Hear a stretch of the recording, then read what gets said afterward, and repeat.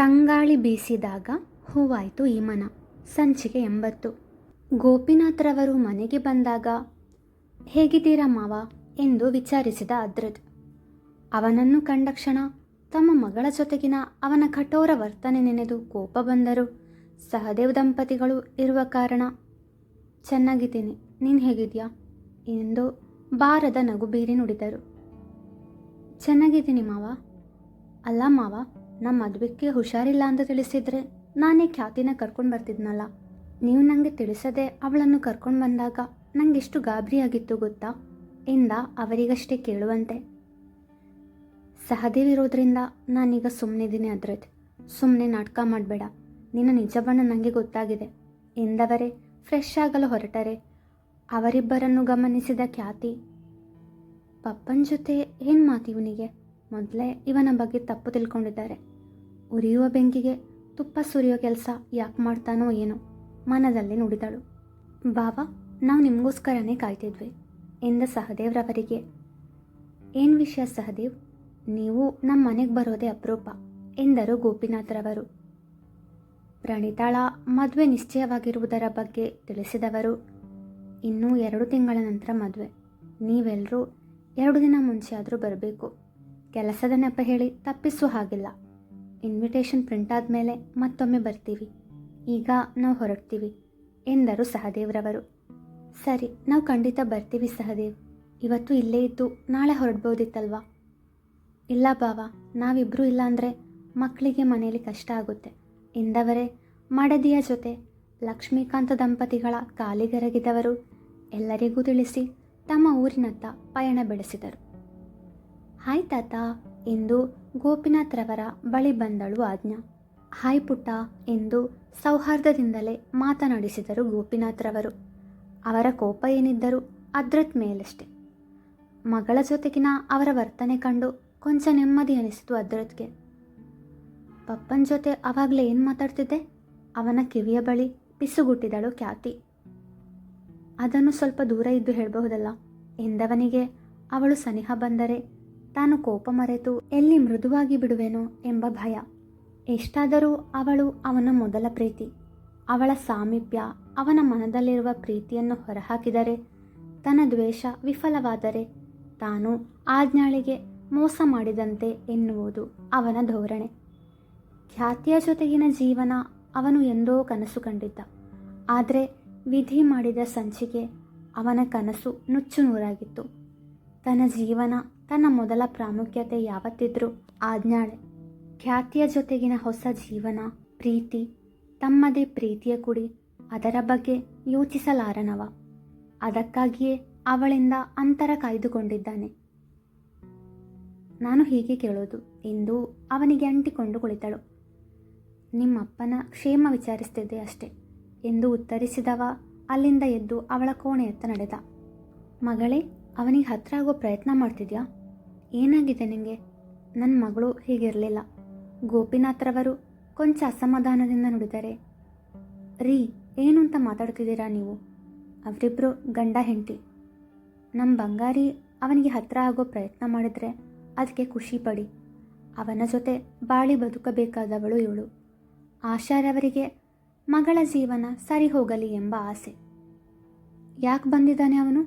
ನನಗೆ ಅವನ ನಿಜ ಬಣ್ಣ ಗೊತ್ತಾಗಿದೆ ಅಂದರೂ ಅವನು ಏನೂ ಆಗೇ ಇಲ್ಲ ಅನ್ನೋ ಥರ ಇದ್ದಾನೆ. ಮುಖ ಸುಂದರಿಸಿ ನುಡಿದರು. ರೀ, ಈಗ ಅವನು ಇಲ್ಲೇ ಇದ್ದಾನಲ್ವಾ? ಮೊದಲು ಅವನ ಜೊತೆ ಮಾತಾಡಿ. ಅವನು ಕೆಟ್ಟವನು ಅಂತ ನಂಗೆ ಅನ್ನಿಸ್ತಿಲ್ಲ. ಅವನ ಜೊತೆ ಮಾತನಾಡಿ ಆದಮೇಲೆ ಮುಂದಿಂದು ನೋಡೋಣ ಶಾಂತವಾಗಿ ನುಡಿದರು ಆಶಾರವರು. ಪಪ್ಪ, ನಾನೇನು ಬದಲಾಗಿಲ್ಲ. ಸುಮ್ಮನೆ ಅವನನ್ನು ಕಾಡಿಸ್ತಿದ್ದೆ ಅಷ್ಟೆ. ಮಮ್ಮಿ ಹೇಳಿದ್ದು ನಿಜ ಪಪ್ಪ, ಅವನು ಕೆಟ್ಟವನಲ್ಲ ಎಂದು ಅದ್ರತ್ನ ಪರವಹಿಸಿ ನುಡಿದಳು ಖ್ಯಾತಿ. ಗೋಪಿನಾಥ್ರವರು ಮಡದಿ ಹಾಗೂ ಮಗಳ ಮಾತಿಗೆ ಅಸಮಾಧಾನ ತೋರಿ ತಮ್ಮ ಕೋಣೆಯತ್ತ ನಡೆದಿದ್ದರು. ಮಮ್ಮಿ, ಪಪ್ಪ ಹೊಸ ಮೊಬೈಲೇನೋ ಕೊಡಿಸಿದ್ರು. ಆದರೆ ಕೆಲವು ನಂಬರೆಲ್ಲ ಮಿಸ್ ಆಗಿದೆ. ನಾನು ಸಹನ ಜೊತೆ ಮಾತಾಡಬೇಕಿತ್ತು. ನನಗೆ ಅವಳ ನಂಬರ್ ಕೊಡು ಮಮ್ಮಿ ಎಂದಳು ಖ್ಯಾತಿ. ಸರಿ, ನಿನ್ನ ವಾಟ್ಸಪ್ಗೆ ಸೆಂಡ್ ಮಾಡ್ತೀನಿ ಎಂದ ಆಶಾರವರು ಅವಳಿಗೆ ಸಹನಾಳ ಮೊಬೈಲ್ ನಂಬರ್ ಕಳುಹಿಸಿದರು. ಮೊಬೈಲ್ ಹಿಡಿದು ಹೊರ ನಡೆದವಳು ಸಹನಾಳಿಗೆ ಕರೆ ಮಾಡಿದಳು. ಅವಿ, ಖ್ಯಾತಿ ಕಾಲ್ ಮಾಡ್ತಿದ್ದಾಳೆ. ಅಚ್ಚರಿ ಮಿಶ್ರಿತ ಸಂತಸದಿಂದ ನೋಡಿದಳು ಸಹನಾ.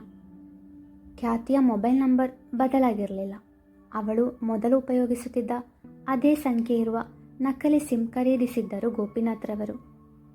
ಕಾಲ್ ಅಟೆಂಡ್ ಮಾಡು ಸಹಿ ಎಂದ ಅವ್ಯಯ್ ಮಾತಿಗೆ ಕರೆ ಸ್ವೀಕರಿಸಿದವಳು. ಹಲೋ ಖ್ಯಾತಿ, ಹೇಗಿದೆಯಾ? ಊರಿಂದ ಯಾವಾಗ ಬಂದೆ? ಅಣ್ಣ ಆಜ್ಞಾ ಎಲ್ಲರೂ ಹೇಗಿದ್ದಾರೆ ಎಂದು ಒಂದೇ ಸಮನೆ ಪ್ರಶ್ನಿಸಿದಳು. ಸಹನಾ ಸ್ವಲ್ಪ ಸಮಾಧಾನ, ನಾನು ಚೆನ್ನಾಗಿದ್ದೀನಿ. ನಿಮ್ಮ ಅಣ್ಣ, ನನ್ನ ಪುಟಾಣಿ ಎಲ್ಲರೂ ಚೆನ್ನಾಗಿದ್ದಾರೆ. ಊರಿಂದ ಬಂದು 3 ದಿನ ಆಯಿತು ಎಂದ ಖ್ಯಾತಿ. ನಾನು ಊರಿಂದ ಬಂದೆ ಅಂತ ನಿಂಗೆ ಹೇಗೆ ತಿಳಿಯಿತು? ಅಷ್ಟೇ ಅಲ್ಲ, ನಾನು ಆಫೀಸಿಗೆ ಬರದೆ ತುಂಬ ದಿನಗಳಾಗಿತ್ತಲ್ಲ, ನನಗೆ ಅಷ್ಟು ದಿನ ಲೀವ್ ಕೊಟ್ನಾ ನಮ್ಮಣ್ಣ ಎಂದು ಮರುಪ್ರಶ್ನಿಸಿದಳು. ಖ್ಯಾತಿ, ಅದು ನೀನು ಆಫೀಸಿಗೆ ಬರಲಿಲ್ಲ ಅಂತ ನಿಂಗೆ ಕಾಲ್ ಮಾಡಿದ್ದೆ, ಆದರೆ ಮೊಬೈಲ್ ಸ್ವಿಚ್ ಆಫ್ ಬರ್ತಿತ್ತು. ಆಮೇಲೆ ಆಶಾ ಆಂಟಿಗೆ ಕಾಲ್ ಮಾಡಿ ವಿಚಾರಿಸಿದಾಗ ನೀನು ಊರಲ್ಲಿರೋ ವಿಷಯ ಹೇಳಿದರು. ನೀನು ಮೊಬೈಲ್ ಬಿಟ್ಟು ಹೋಗಿದ್ಯಾ ಅಂತಾನೂ ಅಂದರು. ಕೊಂಚ ತಡವರಿಸುತ್ತಾ ಉತ್ತರಿಸಿದಳು ಸಹನಾ. ಸಹನಾ, ನೀನು ನನ್ನಿಂದೇನು ಮುಚ್ಚಿಡ್ತಿಲ್ಲ ತಾನೆ? ನೇರವಾಗಿ ಪ್ರಶ್ನಿಸಿದಳು ಖ್ಯಾತಿ. ಇಲ್ಲ, ನಿಂಗೆ ಯಾಕೆ ಹಾಗನ್ನಿಸ್ತು?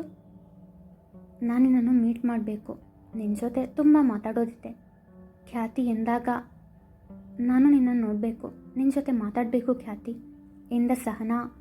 ನಾಳೆ ನಿಮ್ಮ ಮನೆಗೆ ಬರ್ತೀನಿ ಎಂದಾಗ, ಬೇಡ ಬೇಡ, ನಾನು ನಿನಗೆ ಲೊಕೇಶನ್ ಕಳಿಸ್ತೀನಿ, ಅಲ್ಲಿಗೆ ಬಾ ನೀನು ಎಂದಳು ಖ್ಯಾತಿ. ಅವಳು ತನ್ನ ಮನೆಗೆ ಬಂದರೆ ಅದ್ರತ್ ಮನೆಯಲ್ಲಿರುವನಲ್ಲ, ಯಾಕೋ ಅವನ ಮುಂದೆ ಸಹನಾ ಸತ್ಯ ಹೇಳಲಾರಳು ಎಂದನಿಸಿತವಳಿಗೆ. ಸರಿ ಖ್ಯಾತಿ ಎಂದು ಕರೆ ತುಂಡರಿಸಿದಳು ಸಹನಾ.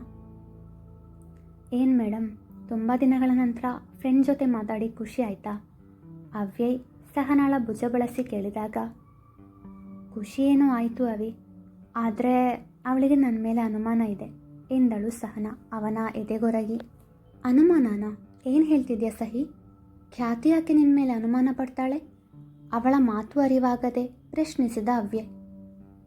ಎಷ್ಟು ದಿನ ಆಫೀಸಿಗೆ ಬರಲಿಲ್ಲ, ನಮ್ಮಣ್ಣ ನಂಗೆ ಇಷ್ಟು ದಿನ ಲೀವ್ ಕೊಟ್ನಾ ಅಂತ ಕೇಳಿದ್ಲು. ಅಷ್ಟೇ ಅಲ್ಲ, ಊರಿಗೆ ಹೋಗಿರೋ ವಿಷಯ ಹೇಗೆ ತಿಳಿಯಿತು ಅಂತಾನೂ ಕೇಳಿದ್ಲು. ಆಶಾ ಆಂಟಿ ಹೇಳಿದರು ಅಂತ ಸುಳ್ಳು ಹೇಳಿದೆ. ಅದರ ತಣ್ಣ ಮೊದಲೇ ರೆಸಿಗ್ನೇಷನ್ ಲೆಟರ್ ಮೇಲ್ ಮಾಡಿದ್ದಾನೆ ಅಂತ ಹೇಳಿದರೆ ಅವನ ಬಗ್ಗೆ ನಾನೆಲ್ಲ ಹೇಳಬೇಕಾಗಿರೋದು ಎಂದಳು ಕೊಂಚ ಬೇಸರದಿಂದ. ಖ್ಯಾತಿಗೆ ದೇವ್ ಬಗ್ಗೆ ಎಲ್ಲ ತಿಳಿಯೋ ಹಕ್ಕು ಇದೆ ಅಂತ ನಿಂಗೆ ಅನಿಸ್ತಿಲ್ವಾ ಸಹಿ? ಅನಿಸ್ತಿದೆ ಅವಿ, ಆದರೆ ಖ್ಯಾತಿಗೆ ಈ ವಿಷಯ ಹೇಳಬಾರ್ದು ಅಂತ ಅಣ್ಣ ಮಾತು ತಗೊಂಡಿದ್ದಾನೆ. ನಾನೇನು ಮಾಡಲಿ? ಅಷ್ಟೇ ಅಲ್ಲ, ಖ್ಯಾತಿನ ಅಷ್ಟೊಂದು ಪ್ರೀತಿಸ್ತಿದ್ದವನು ಸಡನ್ನಾಗಿ ಎಲ್ಲಿ ಮಾಯ ಆಗೋದ? 6-7 ವರ್ಷಗಳ ನಂತರ ಮತ್ತೆ ವಾಪಸ್ ಬಂದಿದ್ದಾನೆ. ಜೊತೆಗೆ ಒಬ್ಳು ಮಗಳು ಇದ್ದಾಳೆ. ಅವನು ಹೇಗೆ ಬೇರೆ ಮದುವೆ ಆದ? ಇದರ ಬಗ್ಗೆ ನನಗೇನೂ ಗೊತ್ತಿಲ್ಲ. ಮತ್ತು ನಾನು ಸತ್ಯ ಹೇಗೆ ಹೇಳಲಿ ಖ್ಯಾತಿಗೆ? ಅಣ್ಣ ಅವಳನ್ನು ಪ್ರೀತಿಸ್ತಿದ್ದ ಅಂತ ಗೊತ್ತಾದರೆ ಅವಳು ನಂಬುವುದಿಲ್ಲ ಅವಿ. ಯಾಕೆಂದರೆ ಅವನು ಬೇರೆ ಮದುವೆ ಆಗಿದ್ದಾನೆ. ನನ್ನನ್ನು ಪ್ರೀತಿಸ್ತಿದ್ರೆ ಅವನು ಯಾಕೆ ಬೇರೆ ಮದುವೆ ಆದ ಅಂತ ಅವಳು ಕೇಳಿದರೆ ನನ್ನ ಹತ್ರ ಉತ್ತರ ಇಲ್ಲ. ಖ್ಯಾತಿ ನಾಳೆ ಮೀಟ್ ಆಗೋಣ ಅಂತ ಹೇಳಿದ್ದಾಳೆ. ಅಣ್ಣನ ಬಗ್ಗೆ ಏನಾದರೂ ಕೇಳಿದರೆ ಗೊತ್ತಿಲ್ಲ ಅಂತೀನಿ ಎಂದಳು ಸಹನಾ. ಸಹಿ, ನಂಗ್ಯಾಕೋ ನೀನು ಖ್ಯಾತಿಗೆ ನಿಜ ಹೇಳೋದೇ ಸರಿ ಅನ್ನಿಸ್ತದೆ. ಕೆಲವೊಮ್ಮೆ ಒಬ್ಬರ ಜೀವನ ಸರಿ ಹೋಗೋದಾದರೆ ಮಾತು ಮುರಿಯುವುದರಲ್ಲಿ ತಪ್ಪಿಲ್ಲ ಅಲ್ವಾ? ಖ್ಯಾತಿ ಆ ಮಗುವಿಗೆ ತಾಯಿಯಾಗಿದ್ದರೆ ಸಾಕ. ದೇವ್ಗೆ ಹೆಂಡತಿಯಾಗಿ ಕೂಡ ಅವಳು ಬಾಳ್ಬೇಕು ತಾನೆ? ಮಡದಿಗೆ ತಿಳಿ ಹೇಳಿದ ಅವ್ಯಯ್. ಸಹನಾ ಯೋಚನೆಗೆ ಬಿದ್ದಳು. ಸಹನಾಳಿಗೆ ಕರೆ ಮಾಡಿದ ನಂತರ ಮನೆಯೊಳಗೆ ಹೋಗಬೇಕು ಎನ್ನುವಷ್ಟರಲ್ಲಿ ಆಕರ್ಷನ ಕರೆ ಬಂದಿತ್ತು. ಹಲೋ ಖ್ಯಾತಿ. ಹೇಳು ಆಕರ್ಷ್ ಎಂದಳು ಗಂಭೀರವಾಗಿ. ನನಗೆ ನಿನ್ನ ಜೊತೆ ತುಂಬ ಮುಖ್ಯವಾದ ವಿಷಯದ ಬಗ್ಗೆ ಮಾತಾಡಬೇಕು. ನಾಳೆ ಹೊರಗಡೆ ಸಿಗ್ತೀಯಾ? ಸಾರಿ ಆಕರ್ಷ್, ನಾಳೆ ನಾನು ನನ್ನ ಫ್ರೆಂಡ್ನ ಮೀಟ್ ಮಾಡಲು ಹೋಗ್ತಿದ್ದೀನಿ. ನಾಳೆ ಬರೋದಕ್ಕಾಗಲ್ಲ. ಆದರೆ ನಾನು ಕೂಡ ನಿನ್ನ ಜೊತೆ ಮಾತಾಡಬೇಕು ಅಂತಾನೇ ಇದ್ದೆ. ಕೆಲವು ಗೊಂದಲಗಳು ಪರಿಹಾರವಾಗಬೇಕು ಅಂದರೆ ನೀನು ನನ್ನ ಪ್ರಶ್ನೆಗೆ ಉತ್ತರ ಕೊಡಬೇಕು. ನಾಡಿದ್ದು ಮೀಟ್ ಮಾಡೋಣ. ಸರಿ, ಎಲ್ಲಿಗೆ ಬರಲಿ? ಅದನ್ನು ಆಮೇಲೆ ಹೇಳ್ತೀನಿ ಆಕರ್ಷ್, ಬಾಯ್ ಎಂದು ಕರೆ ತುಂಡರಿಸಿದಳು ಖ್ಯಾತಿ. ಮೊದಲು ಸಹನಾ ಜೊತೆ ಮಾತಾಡಿ ಅವಳಿಗೆ ಇಡೀ ಬಗ್ಗೆ ಏನೇನು ಗೊತ್ತು ಎಲ್ಲ ತಿಳ್ಕೋಬೇಕು. ಇನ್ನು ಆಕರ್ಷ್, ಅವನ ಬಗ್ಗೆ ಕೂಡ ನನಗೆ ಕೆಲವು ಅನುಮಾನಗಳಿವೆ. ಅವನು ಯಾಕೆ ನಮ್ಮ ಫ್ಯಾಮಿಲಿಗೆ ಹತ್ತಿರ ಆಗೋ ಪ್ರಯತ್ನ ಮಾಡ್ತಿದ್ದಾನೆ?